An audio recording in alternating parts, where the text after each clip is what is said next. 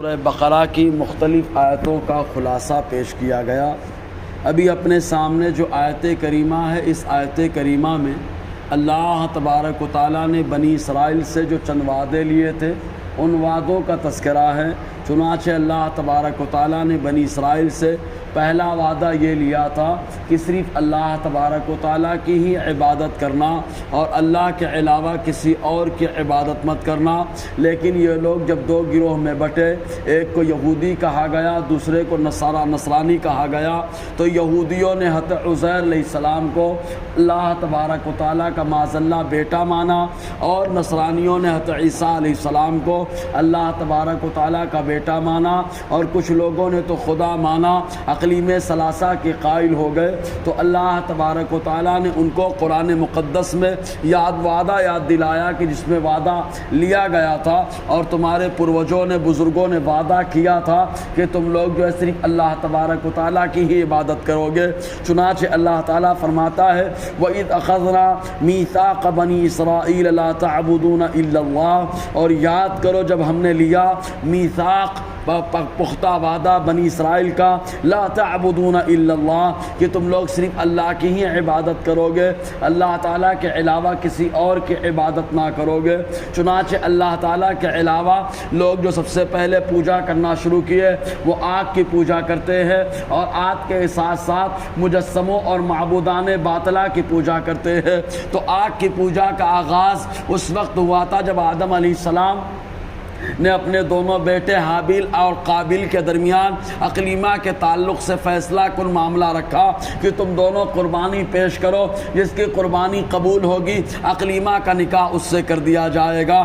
چنانچہ حابیل نے قربانی پیش کی تو اللہ تعالیٰ کا طریقہ کار اور اس کی عادت جاریہ رہی حضور صلی اللہ علیہ وسلم کی آمد سے پہلے کہ جتنی بھی قربانی ہوتی تو آسمان سے ایک آگ آتی اور کھا کر کے چلی جاتی، اور اگر قربانی ہوتی مقبول نہ ہوتی تو آگ نہ آتی اور وہ ایسے ہی پڑا رہ جاتا۔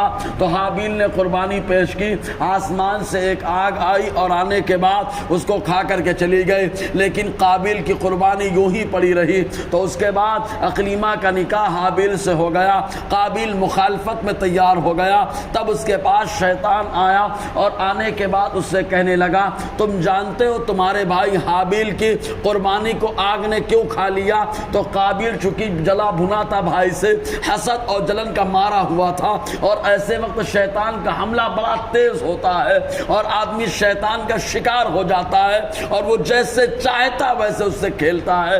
تو قابیل سے اس نے کہا تمہارے بھائی کا معاملہ یہ تھا کہ تمہارا بھائی آگ کی پوجا کرتا تھا، اس لیے آگ اس سے راضی تھی، خوش تھی، جس کی وجہ سے اس کی قربانی کو کھانے کے لیے آگ آ گئی۔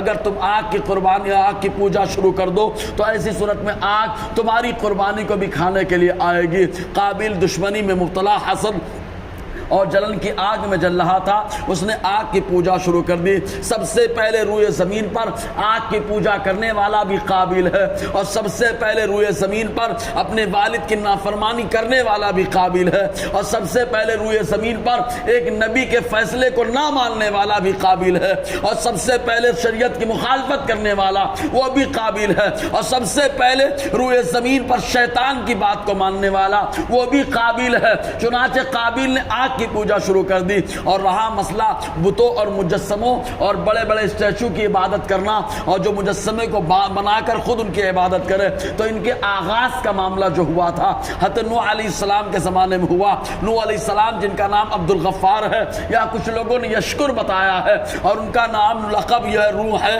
لیکن لقب نام کے اوپر غالب آ گیا۔ نوح کے معنی ہوتا ہے خوب رونے والا۔ تو آپ 950 سال اپنی قوم کو سمجھاتے رہے، اگر ہر سال ایک آدمی سدھرتا تو بھی 950 لوگ ہوتے ہیں، لیکن 9.5 سال تبلیغ کرنے کے بعد خالی 80 لوگوں میں سدھار پیدا ہوا۔ تو آپ قوم کی حالت پر روتے تھے، جس کی وجہ سے اللہ تعالیٰ نے لقب عطا فرمایا نوح کا۔ تو نوح علیہ السلام کے زمانے میں جو ہے 5 شخص ہوئے جن کا قرآن میں تذکرہ ملتا ہے، ود، یغوث، یعوث یعوق، نصر، اس طریقے کے 5 لوگ تھے.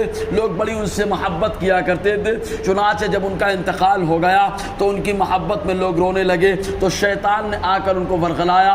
بخاری کے اندر بھی یہ روایت موجود ہے کہ تم لوگ ان کا مجسمہ بناؤ اور رکھ لو، جب تم کو جو ہے ان کی محبت اور ان کی یاد آئے تو ان کو جا کر دیکھو گے، تمہیں دل کو تسلی ملے گی. چنانچہ ان لوگوں نے مجسمہ بنایا اور جب یہ جنریشن، یہ نسل ختم ہو گئی، دوسری نسل آئی تو شیطان نے ان کے دلوں میں یہ بات ڈالی کہ تمہارے باپ دادا خالی دیکھنے نہیں آتے تھے بلکہ ان مجسموں کی پوجا بھی کرتے تھے.